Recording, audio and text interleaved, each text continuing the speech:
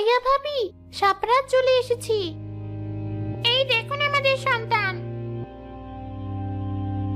দেখতে তো বেশ সুন্দর হয়েছে।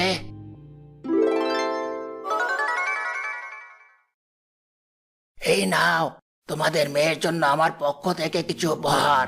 আমি তাহলে আসি। ওকে নিয়ে যাবেন না আপনি?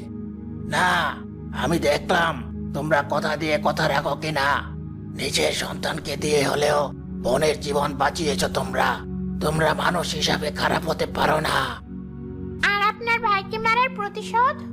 সন্তান হারানোর ভয়ে তোমরা এতদিন শান্তিতে এক মুহূর্ত কাটাতে পারোনি।